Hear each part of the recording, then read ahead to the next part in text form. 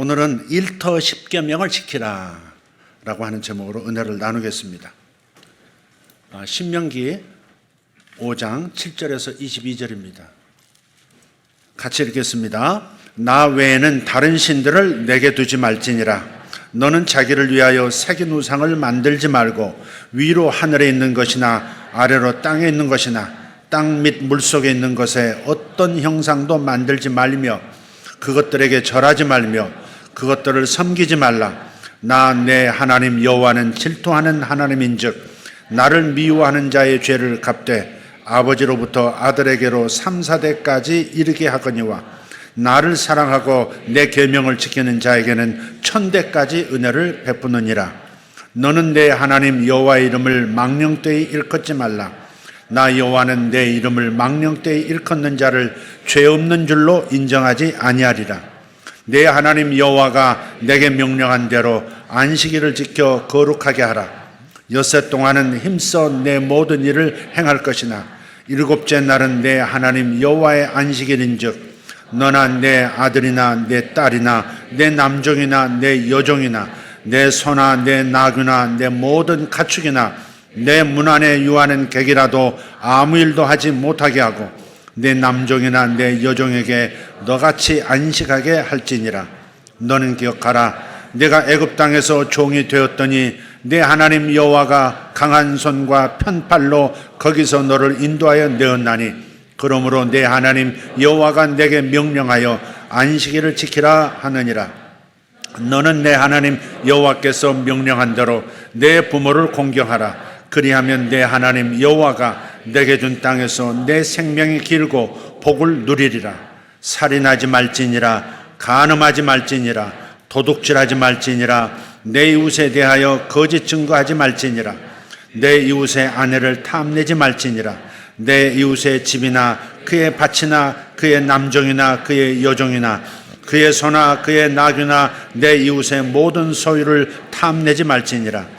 여호와께서 이 모든 말씀을 산 위 불 가운데 구름 가운데 흑암 가운데서 큰 음성으로 너희 총회에 이르신 후에 더 말씀하지 아니하시고 그것을 두 돌판에 써서 내게 주셨느니라. 아멘. 여러분이 방금 십계명을 읽으셨습니다. 좀 긴 본문이죠. 가정에서 성공적인 삶을 그리스도인들은 살아야 할 줄 믿습니다. 그러나 일터에서도 성공적인 삶을 살아야 합니다. 신약은 물론이고 구약 성경에서도 일터에 관한 지침들이 나와 있어요. 우선 이스라엘 백성들에게서 그 모델을 오늘 한번 찾아보도록 하겠습니다. 이스라엘 백성들이 해온 일은 시대에 따라서 세 종류로 구분을 합니다. 이스라엘도 일을 했다 이 말이에요. 근데 이 일은 세 종류로 구분할 수 있어요. 첫째는 애굽에서 한 일이 있습니다. 두 번째는 광야 생활을 하면서 했던 일이 있습니다. 그리고 세 번째는 약속의 땅에서의 일입니다. 첫째, 애굽에서 한 일인데요. 성경을 읽어서 여러분 다 알고 계시듯이 노예로서 고통 가운데서 저들은 일을 했었습니다. 그 일로 인해서 겨우 의식주 생활을 이어갈 수가 있었고요. 이것은 죄를 지은 인간이 이 땅에서 생존하기 위해서 고통스럽게 일해야 하는 그런 상황을 극단적인 방식으로 보여주는 모델입니다. 하나님께서는 이스라엘 백성들의 고통스러운 신음을 들으셨고 그래서 모세를 택하셔서 애굽에서 저들을 구원하십니다. 이처럼 하나님 나라라고 하는 말은 하나님의 통치 혹은 하나님의 다스리심이라는 뜻입니다. 하나님의 통치는 그들을 죄악된 노동으로부터 해방시키는 것, 그것부터 시작하십니다. 이게 출애굽 사건입니다. 우리도 마찬가지. 먼저 어둠의 나라에서 예수 믿고 건져내서 빛의 나라로 옮기는 것부터 신앙생활이 시작이 됩니다. 그렇죠? 예수 믿었다는 것은 어둠의 세상, 즉 마귀의 나라에서 빛의 아들의 나라, 예수의 나라로 옮기는 것입니다. 이스라엘 민족의 조상은 아브라함인 줄 아실 겁니다. 이 아브라함에게 하나님께서 처음 두 가지를 약속하세요. 두 가지인데 하나는 뭐냐? 너희 자손이 큰 민족이 되게 하겠다. 창세기 12장 2절에 있습니다. 큰 민족이 될 것이다. 두 번째는 땅을 주겠다. 창세기 12장 1절입니다. 큰 민족이 되게 하실 뿐만 아니라 큰 민족이 거주할 땅을 주겠다 이렇게 말씀하셨어요. 이게 국가의 조건이죠. 땅이 있어야 되고 국민이 있어야 되니까. 네. 그 후 400년이 흘렀고 하나님의 약속대로 아브라함의 후손은 애굽에서 60만 명 이상의 큰 민족을 이루게 되었습니다. 그래서 이 첫 번째 약속이 이루어진 겁니다. 그러면 이제는 이 큰 민족이 살아갈 땅을 주실 차례인 겁니다. 그래서 이 땅을 주시겠다는 이 두 번째 약속을 이루기 위해서 저들을 애굽에서 끄집어내서 가나안 땅으로 인도하시는 겁니다. 출애굽은 이 약속의 땅으로 옮기기 위해서 애굽을 떠난 사건입니다. 그런데 하나님께서는 이스라엘을 해방시키시는 그 과정에서 모세를 통해서 어마어마한 하나님의 통치, 하나님의 다스려 주심의 위대함을 보여주셨어요. 저들을 놓아주지 않으려고 하는 애굽이라고 하는 나라의 제국에 10가지 재앙을 내리셔서 당시 애굽 사람들이 섬기던 우상들을 철저하게 괴멸시키셨습니다. 나일강이 저들에게는 신이었었습니다. 그래서 산채로 아이들을 나일강에 던지고 했었죠. 그리고 개구리, 심지어는 곤충인 이까지도 신으로 섬겼었던 나라가 애굽입니다. 그 10가지 재앙은 애굽이 섬겼고 애굽이 의지했던 신들을 괴멸시키는 그런 과정인 거죠. 이 과정은 하나님 나라와 세상 나라의 영적인 전투였고 결국 하나님 나라가 승리했습니다. 이것은 오늘날 하나님 나라 자녀들이 악한 영과 싸우는 이 영적 전쟁의 그림자와 같고 세상 나라와의 싸움에서 결국 하나님 나라는 반드시 이기게 될 것이다 라고 하는 것을 보여주시는 그림자, 예표가 되겠습니다.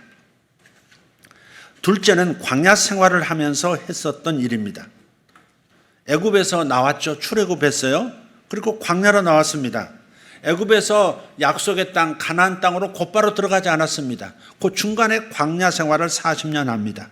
말 그대로 사막과 별 다름이 없는 그런 광야입니다.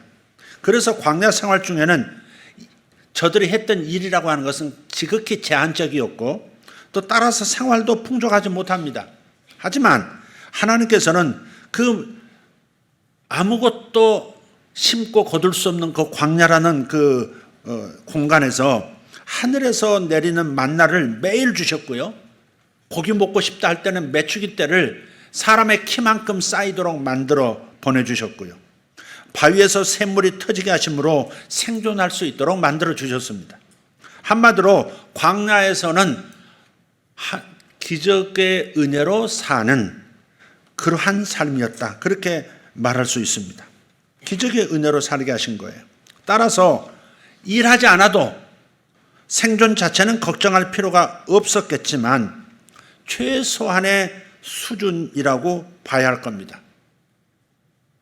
그런 상황에서는 노동의 즐거움, 또 성취의 보람 이런 것들은 누리기가 어려웠을 겁니다.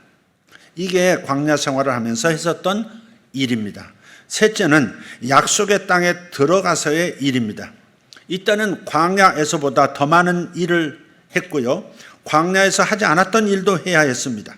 하지만 애굽에서 했던 일과는 완전히 달랐습니다.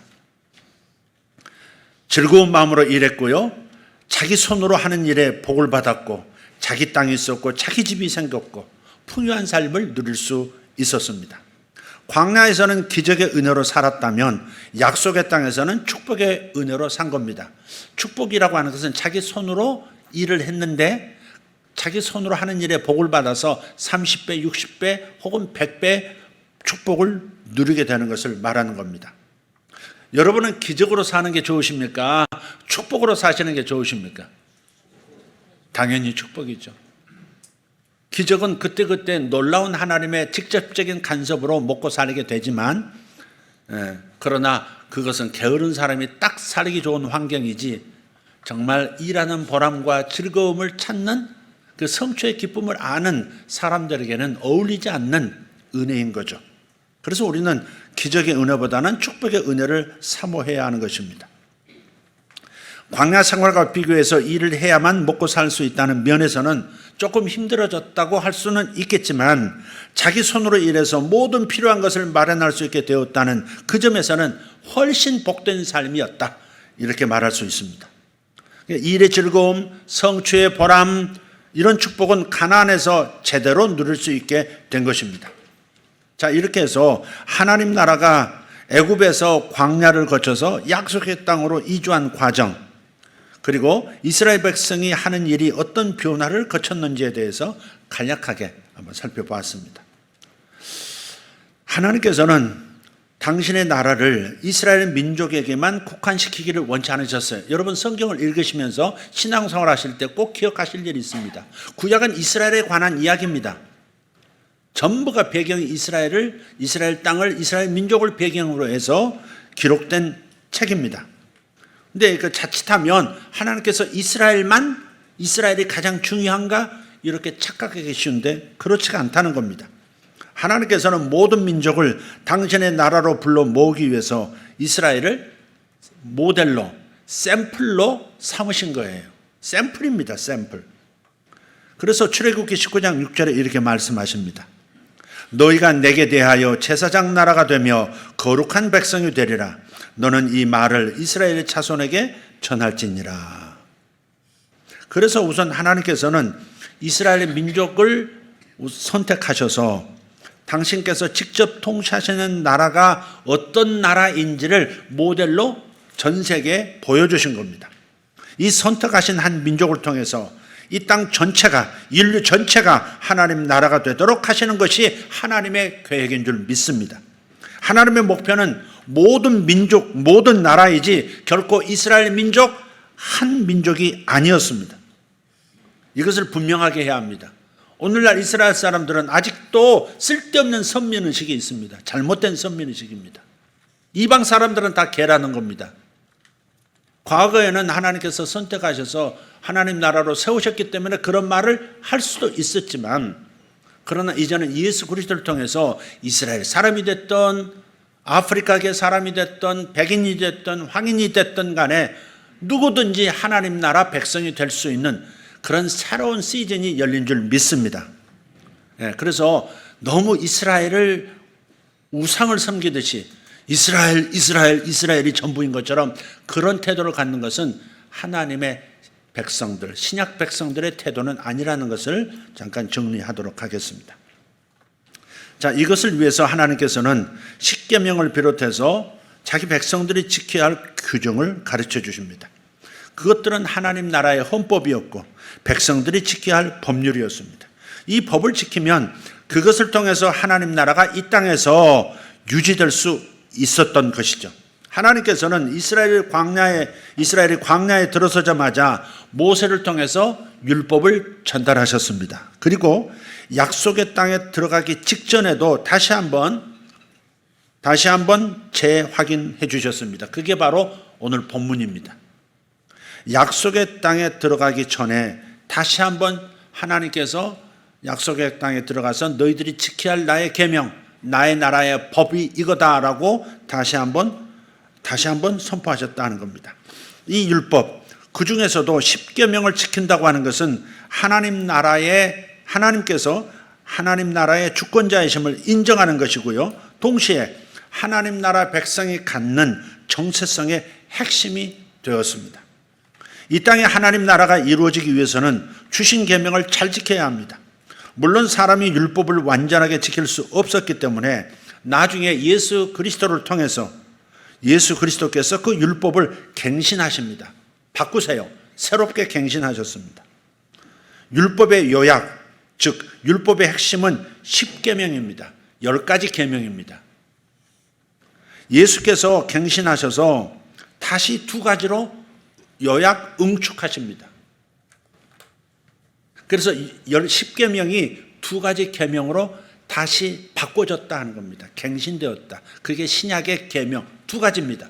우리가 반드시 지켜야 되는 계명은 2가지입니다. 하나님을 힘을 다해, 뜻을 다해, 목숨을 다해 사랑하라. 이것이 첫째 계명인 것이고, 두 번째는 내 이웃을 네 몸처럼 사랑하라. 이게 둘째 계명입니다. 그러니까 계명은 더 단순해졌고요. 하지만 그래서 더 강력해진 겁니다. 613가지의 계명을 압축한 것이 10계명이고요.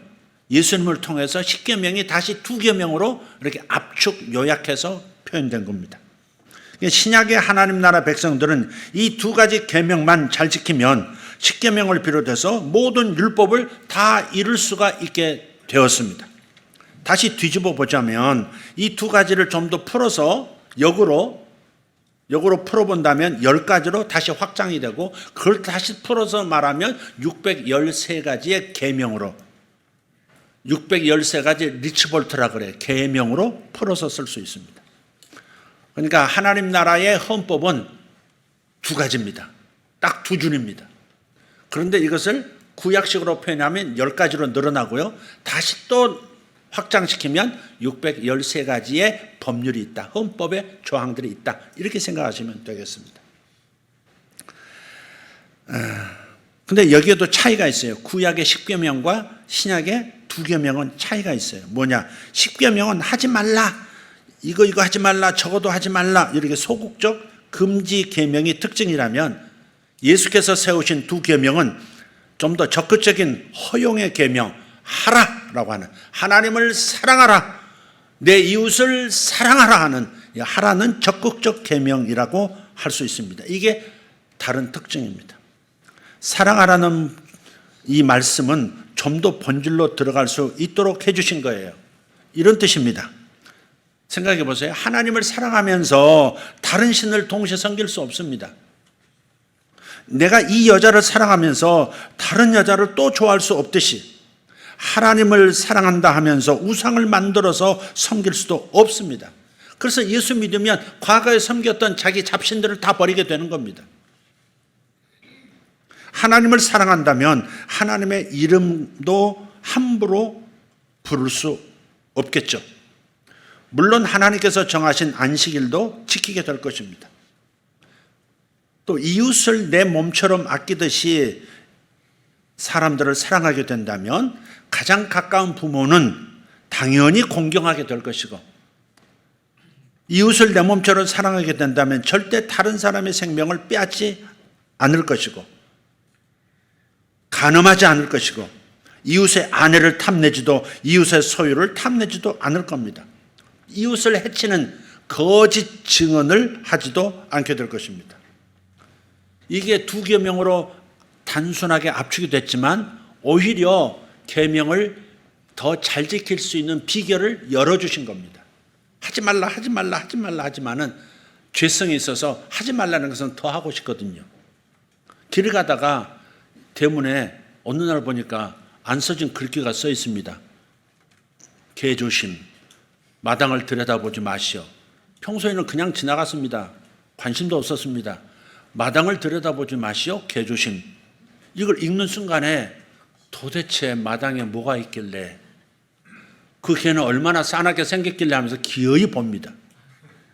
사람의 죄성이란 건 그렇습니다. 그러니까 하지 말라 한다고 해서 하지 않게 되는 것이 아니라 오히려 더 적극적으로 성령의 도우심을 받아서 사랑하면 자연스럽게 안 할 것은 안 하게 되는 방식으로 우리를 더 강력한 하나님 백성으로 만들어주신 것이죠. 지금 우리는 이 일에 관해서 나누고 있습니다. 우리의 일터에서 우리는 하나님 나라를 이루어야 합니다.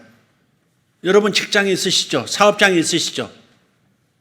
여러분은 일터에서 하나님 나라를 이루어 가야 합니다. 하나님 나라가 임하도록 하나님의 다스리심, 하나님의 임재, 하나님의 통치가 나를 통해서 나타나도록 해야 할 사명, 책임, 의무가 저와 여러분 모두에게 있는 겁니다.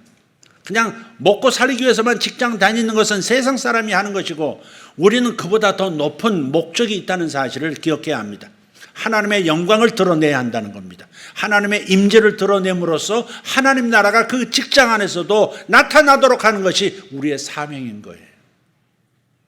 이거 없이 직장 생활하면 크리스찬 직장인은 아닙니다. 세상 직장인인 것이죠. 그래서 일터에서 하나님 나라를 나타나게 하기 위해서는 두 가지 계명을, 다른 말로 십계명을 제대로 지키도록 해야 하는 것입니다. 이것이 오늘의 본론이고 결론입니다. 이제 본론이고 결론인 내용을 말씀드리겠습니다. 제목에서 보듯이 일터에서 지켜야 할 일터 십계명입니다.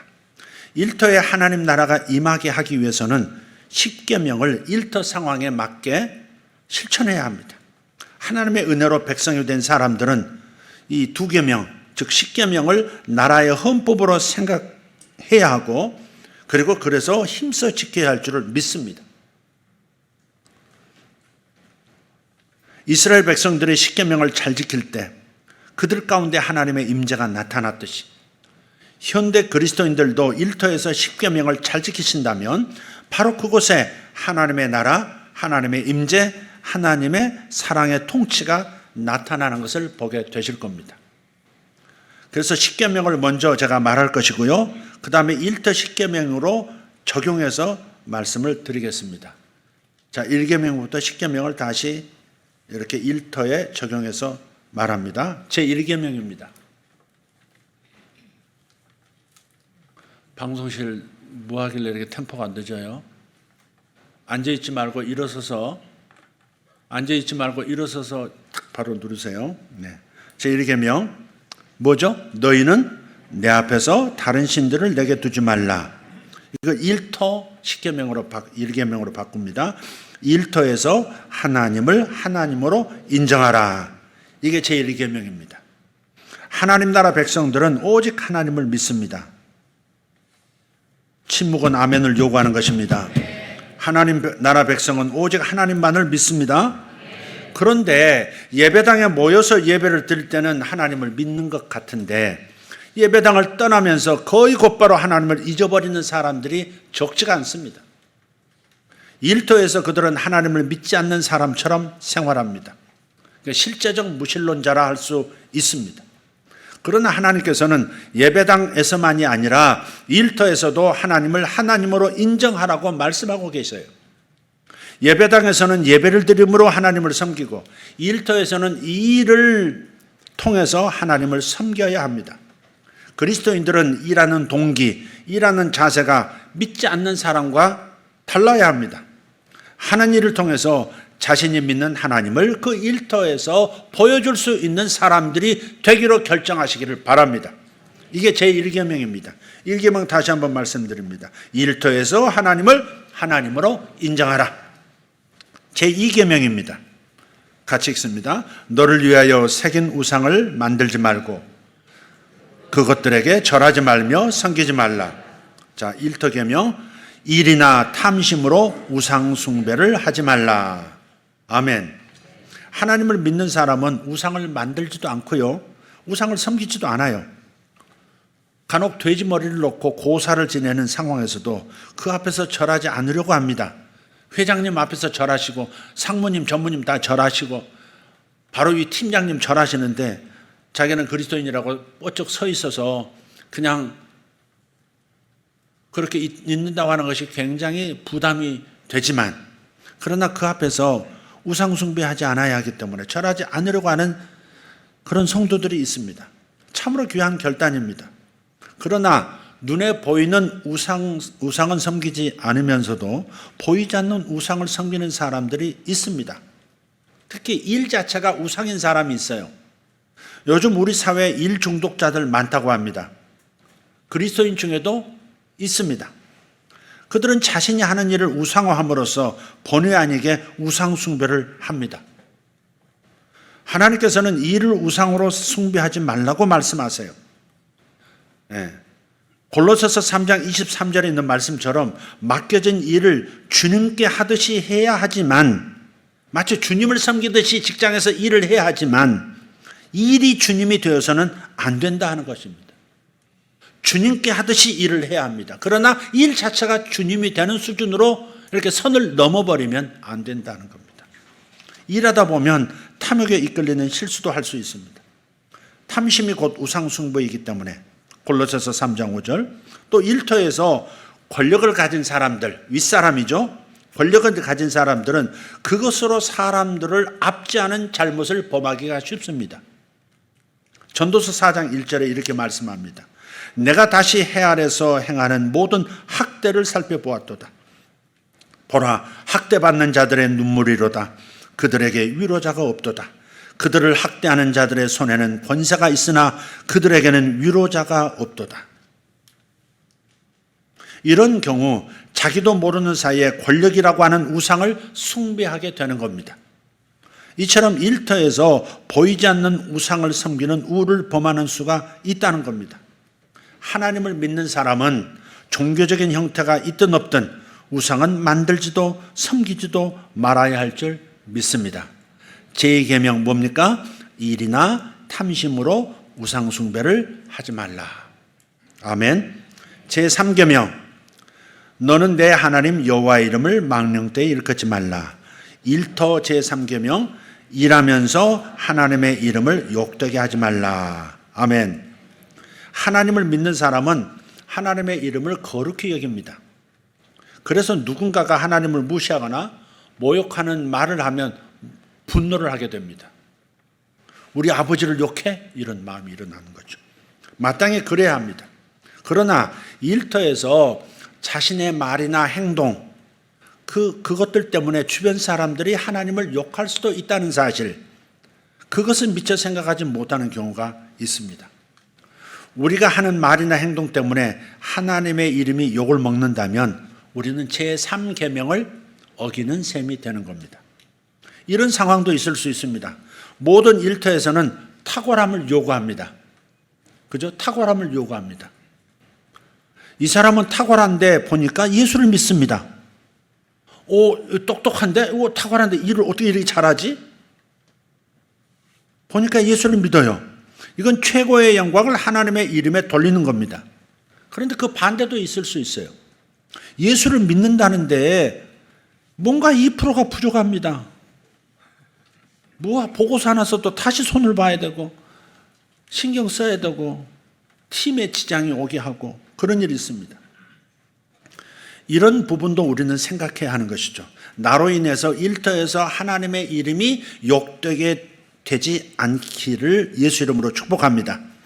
여러분으로 인해서 일터에서 하나님의 이름에 영광이 돌려지기를 축복합니다. 축복합니다. 아멘. 자, 제3계명 뭐였습니까? 제4계명입니다. 안식일을 기억하며 거룩하게 지키라. 일터 4계명 일과 여가의 균형을 이루어 안식하라. 아멘. 하나님을 믿는 사람은 하나님께서 일하라고 하셨기에 맡겨진 일을 열심히 해야 합니다. 그러나 일주일에 하루는 쉬라는 겁니다.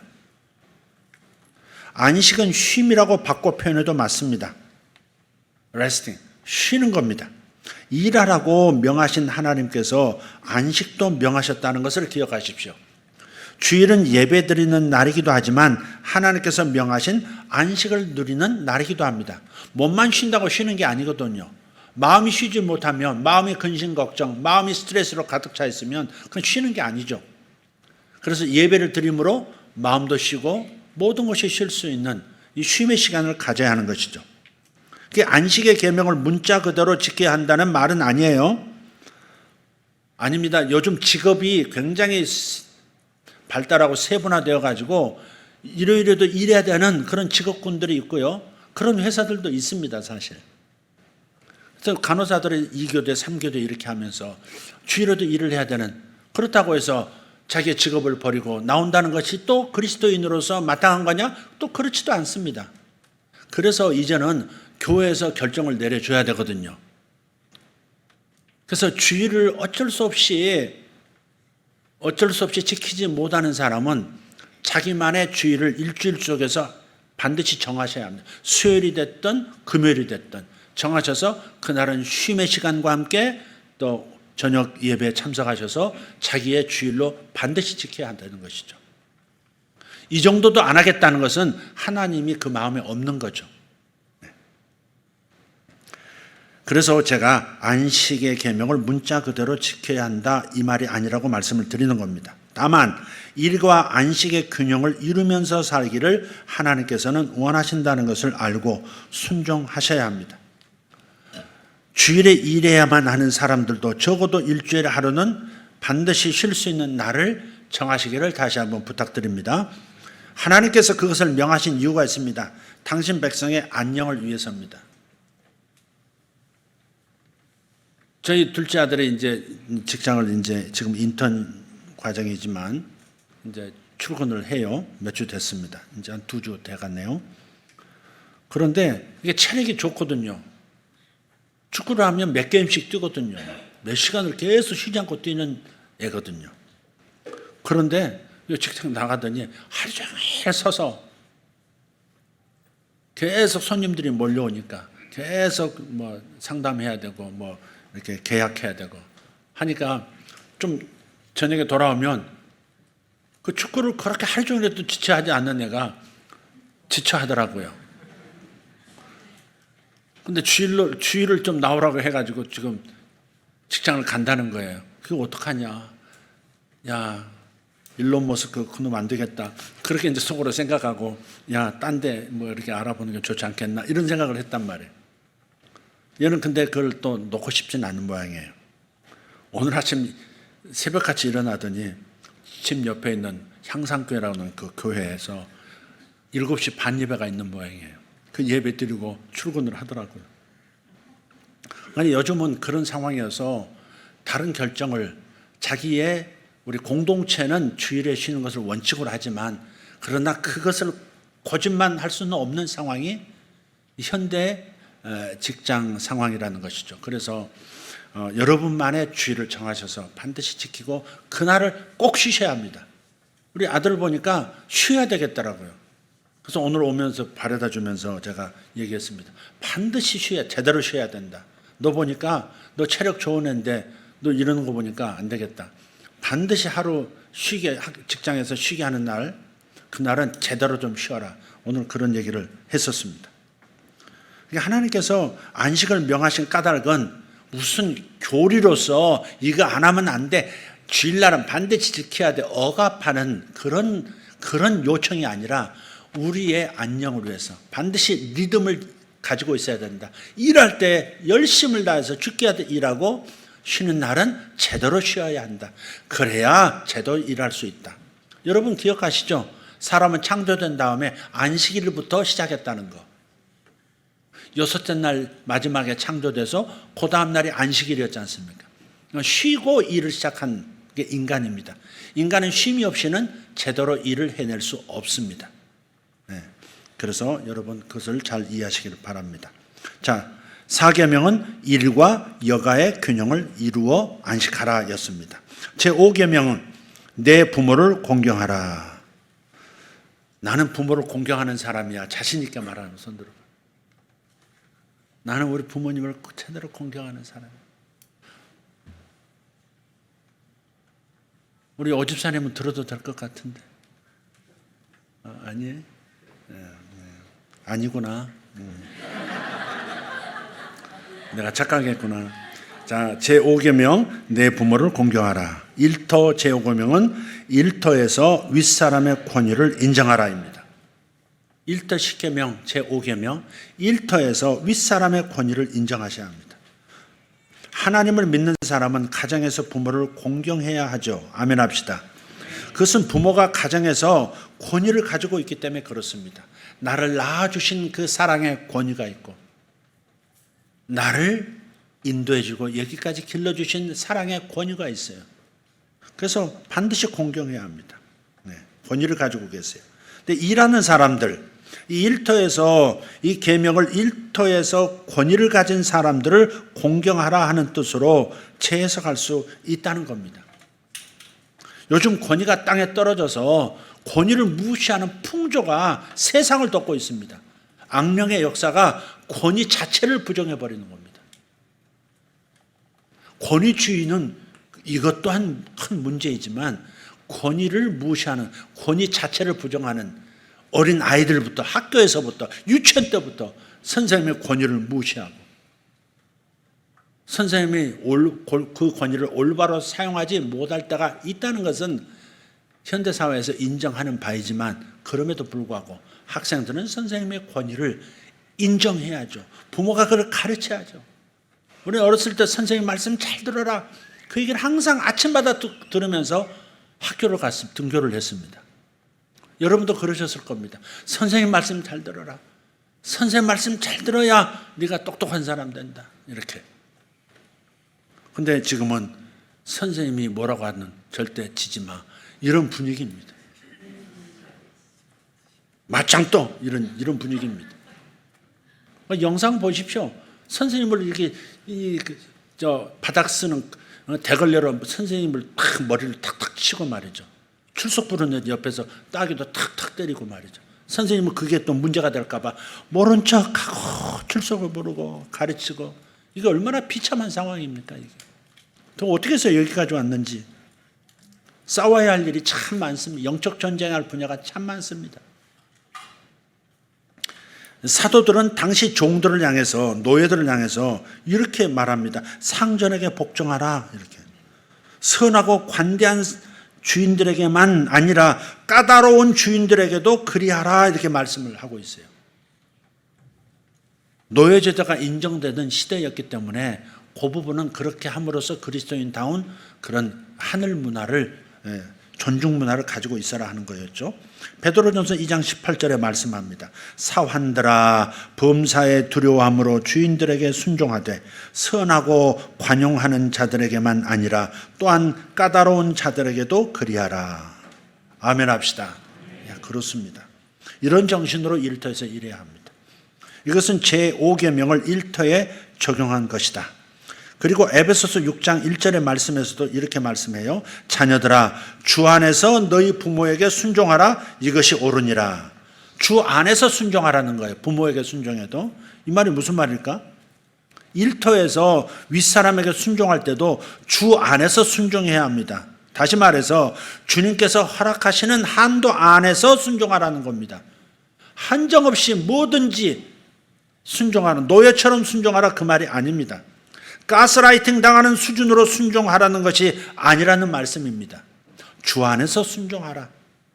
우선순위가 있다. 주님의 말씀과 회사의 요구가 부딪힐 때 주님의 말씀을 선택하는, 그것이 바로 주 안에서 순종하라의 의미인 것입니다.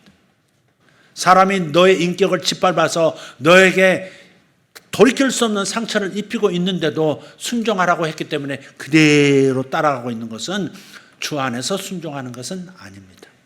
적절성, 균형을 가져야 되는 겁니다. 제6계명입니다. 자, 읽읍시다. 살인하지 말지니라. 일터에서 사람들의 생명을 귀하게 여기라. 아멘. 하나님을 믿는 사람은 죽이지 않습니다. 그러나 사람의 생명에 해를 끼치는 일을 혹시 한다면 간접적으로 살인에 동조하는 것입니다. 그렇기 때문에 우리가 하는 일이 그렇지 않은지 돌아볼 필요가 분명히 있습니다. 예수께서는 이 계명과 관련해서 성을 내거나 사람들을 무시하는 행동은 살인하는 것과 같다 이렇게 말씀하셨어요. 마태복음 5장 21절 22절을 찬찬히 한번 읽어보겠습니다. 옛 사람에게 말한 바 살인하지 말라. 누구든지 살인하면 심판을 받게 되리라 하였다는 것을 너희가 들었으나 나는 너희에게 이르노니 형제에게 노하는 자마다 심판을 받게 되고 형제들을 대하여 라가라 하는 자, 라가는 이 개자식아 하는 겁니다. 라가라 하는 자는 공회에 잡혀가게 되고 미련한 놈이라 하는 자는 지옥불에 들어가게 되리라. 굉장히 심각한 말씀이죠. 주님의 말씀대로라면 일터에서 본의 아니게 살인 행위를 저지르는 경우가 있을 수 있다 이렇게 생각할 수 있습니다. 또 이를 통해서 사람들의 몸과 마음에 해악을 끼친다면 그건 역시 살인에 준하는 행동이 될 수 있습니다. 이 미련한 자식아 일을 이렇게 따위밖에 못해 이렇게 말하는 윗사람들,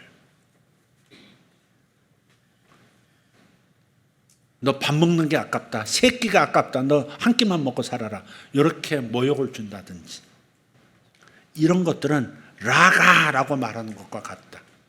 미련한 자식 이렇게 말하는 것과 같다. 이런 사람은 지옥불에 들어가는 것이 마땅한 수준의 죄를 짓고 있는 것이다 라는 겁니다. 그 일터에서 힘을 가진 사람들은 얼마든지 살인에 준하는 말이나 행동을 할 수 있습니다. 소위 갑질이라고 하는 말이 있죠. 그렇기 때문에 윗사람들은 이 계명을 어기지 않도록 각별히 조심해야 할 것입니다. 이제 일터 새내기들에게만 지금 드리는 말씀이 아니에요. 오랫동안 직장생활 하시면서 권력을 가지고 힘을 가졌다 싶으면 윗사람이 되면 자신도 모르게 이러한 계명을 어기는 일을, 살인하는 계명, 그 계명을 하지 말라는 계명을 어길 수가 있다는 겁니다. 제7계명입니다. 간음하지 말지니라. 일터에서 성적 유혹에 빠지지 말라 하는 겁니다. 우리 젊은 세대들 잘 기억해야 합니다. 하나님 믿는 사람은 절대 간음해서는 안 됩니다. 우리 서로 그렇게 인사 한번 할까요? 간음하지 맙시다. 부부 사이가 아닌데 성적인 관계를 갖는 것, 그것은 하나님의 창조 원리를 거스르는 죄악입니다. 요즘은 그런 그 경계선이 어떻게 다 허물어졌는지 몰라요. 자식들이 도대체 제대로 그런 문제에서 깨끗한 삶을 살고 있는지 부모들도 자신 못하는 그런 세상이 되어버렸어요. 현대 사회에서는 성적인 유혹이 도처에 도사리고 있어요. 그래서 이 계명을 어기기 쉽습니다. 일 자체가 성윤리를 무시하는 일이라면 그 일은 또 하지 말아야 합니다. 왜 하필 많은 일터 놔두고 왜 그런 성윤리 무시하는 그런 일을 찾는 것입니까? 다른 일터 찾아야 합니다. 유흥업이나 성매매 금해야 합니다. 또한 남녀가 함께 일하는 일터에서 결혼한 사람은 물론이고 미혼자들도 성적 유혹에 빠지지 않도록 유의하셔야 합니다. 요셉이 그랬던 것처럼 일터에서도 하나님께서는 우리를 보고 계신다, 이 사실을 잊지 말기를 예수 이름으로 축복합니다. 주인 마님이 자기를 유혹했잖아요. 나와 함께 동침하자. 나와 함께 동침하자. 그랬을 때 요셉은 단호하게 거부합니다. 그러면서 말합니다. 하나님 앞에서 나는 이 큰 죄를 저지를 수 없습니다. 그래서 도망해서, 그래서 모함받고 감옥에까지 가지 않습니까? 이런 각오해야 하는 것입니다.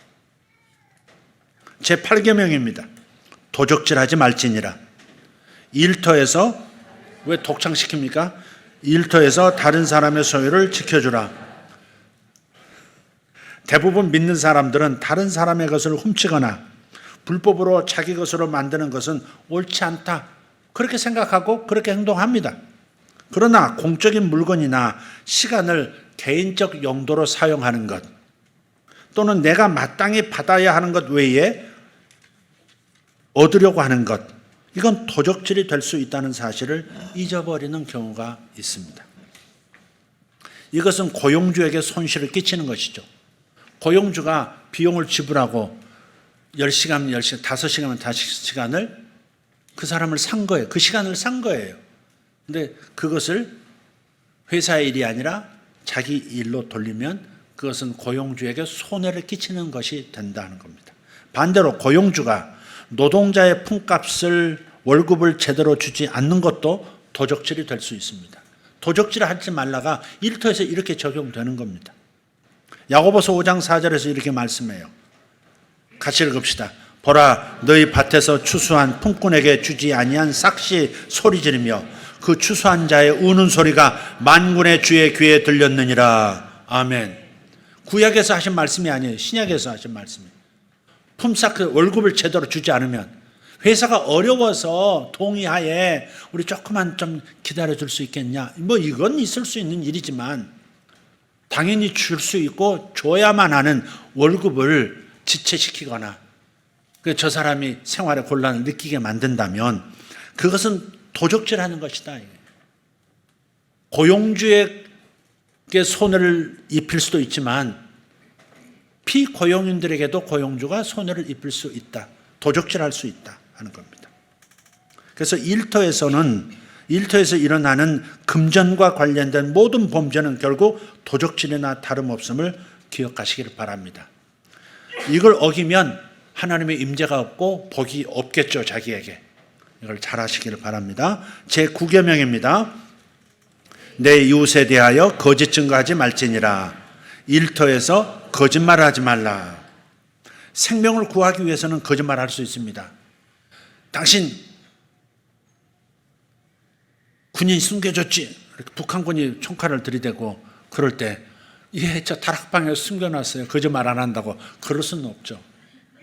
아니요. 군인이라고는 제가 평생에 본 적이 없어요. 이렇게 해서 살려야죠. 네. 그걸 거짓말이라고 하는 건 아니에요.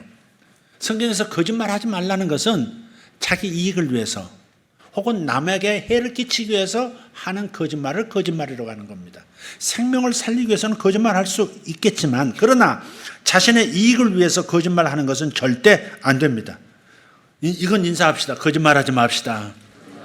예, 거짓말하는 것이 일터에서 가장 범하기 쉬운 범죄입니다. 거짓말은 다른 사람을 속여서 신뢰를 잃게 만듭니다. 이 계명을 지키기 위해서 가장 중요한 것은 뭐냐? 손해볼 각오를 해야 거짓말 안 하게 됩니다. 손해볼 각오를 해야 합니다. 그래야 일터에서 만연한 거짓말의 범죄에서 벗어날 수 있습니다. 이웃에 대해서 거짓 증거하지 말라 이 말씀은 이웃에 대해서 정확히 알지 못하는 말은 아예 하지 말라 하는 말씀인 거예요. 증언이란 말은요, 법정에서 쓰는 용어예요. 보지도 않았는데, 듣지도 않았는데, 만져본 적도 없는데, 봤습니다, 들었습니다 라고 하는 것은 거짓 증언이고, 그건 처벌받습니다. 처벌받습니다. 하늘나라도 마찬가지입니다. 그래서 이웃에 대해서 정확히 알지 못하는 말, 동료에 대해서 정확히 알지 못하는 말은 절대 해서는 안 됩니다. 함께 일하는 사람들에 대해서 험담하는 것, 이게 사소한 일 같아도 거짓 증언하는 죄에 해당할 수 있습니다. 특히 경쟁자 동료, 경쟁하는 동료에 대해서 다른 사람에게 험담을 함으로써 다른 사람들에게 그 사람이 나쁜 평판을 받게 하는 것, 그건 절대 작은 죄가 아닙니다. 그 사람요, 과장님 없을 때는요, 답답합니다. 그 사람 이렇습니다. 이렇게 거짓 말을 함으로써 그 사람의 평판이 나쁘면, 그래서 그 사람 대신 내가 승진할 수 있게 된다면 이건 엄청난 범죄다 하는 겁니다. 부지중에 할 수 있습니다. 부지중에 하는 걸 조심해야 합니다. 마지막 제 10계명입니다. 다 끝났습니다. 애쓰셨습니다. 10계명 기쁨으로 읽겠습니다. 내 이웃의 집을 탐내지 말지니라. 이를 통해 얻는 수입과 주어진 상황에 만족하라. 아멘. 하나님 믿는 사람은요, 이웃에 속한 모든 것을 탐내지 말아야 합니다. 성경은 탐심이 모든 죄의 근원이라 그랬습니다.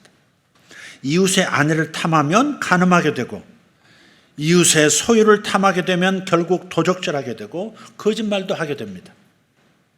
그래서 사도 바울은 탐심은 우상숭배와 같다라고 한 거예요. 골로새서 3장 5절 말씀, 그러므로 땅에 있는 지체를 죽이라. 곧 음란과 부정과 사욕과 악한 정욕과 탐심이니 탐심은 우상숭배니라.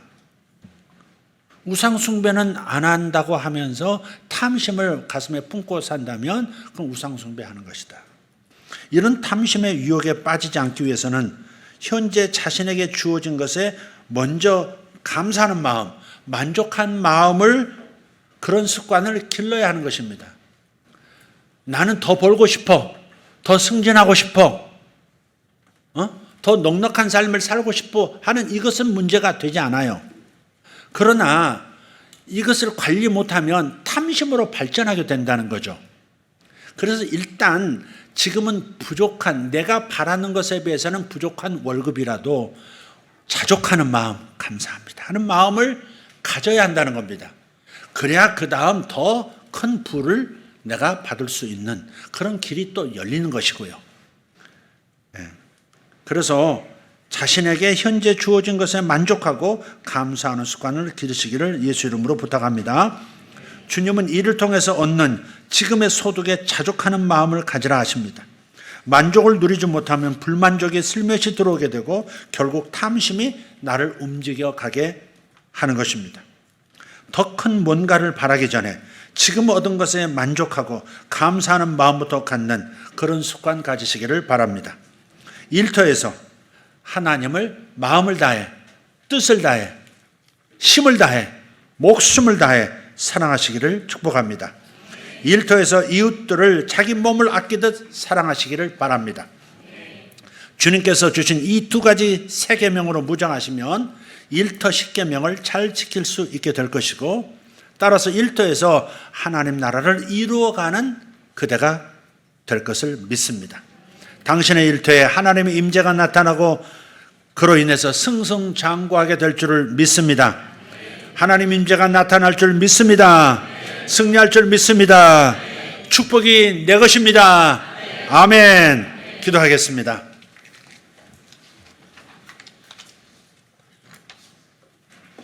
감사합니다. 하나님께서 일터의 십계명을 주신 것을 감사합니다. 아버지, 하나님을 사랑하게 된다면, 진심으로 사랑하는 사람이 되어진다면, 그리고 이웃 사랑하기를 내 몸 아끼듯 할 수 있게 된다면 일터 십계명 자연스럽게 지킬 수 있게 되는 것을 믿습니다. 살아계신 하나님, 우리가 하나님 나라를 세상에 확장시켜야 할 텐데, 아버지 하나님, 주의 계명을 어김으로 주님의 임재를 놓치면 하나님 나라 확장은 요원합니다.